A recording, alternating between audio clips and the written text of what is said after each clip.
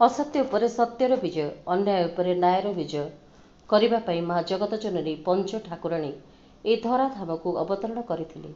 गत एप्रिल 25 तारिख शुभारंभ होइतिबा सप्तदश बुगुड़ा पंच ठाकुराणी यात्रा 11 तारिख उद्यापित हो जाइछि।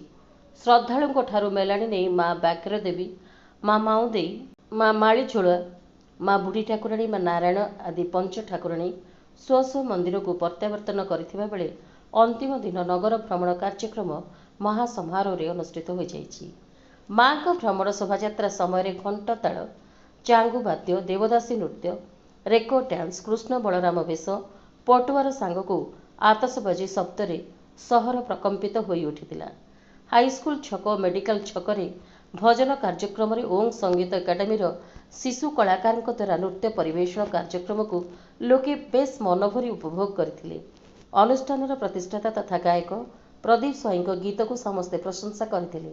एथिसह शेष दिन होइथिबारु मीना बजार एवं विभिन्न प्रकार दोली खेल रे असंभाळ भिड़ जमिथिला। फल सारा सहर लोकारण्य पलटि जाइथिला। शेष यात्रा मत्स्य और पशु संपद विकास मंत्री गोकुलानंद मल्लिक पक्षर आयोजित होइतिबा बेले पूर्वाह्न स्थानीय बड़दाण्ड स्थित अस्थायी पूजा मंडप में पारंपरिक रीतिनीति प्रकार मां को पूजार्चना होम कार्य संपन्न होइतिला। सेठारे यथाविधि प्रकार पूजार्चना पर पंच ठाकुराणी निज निजर पीठ को प्रत्यावर्तन करथिले।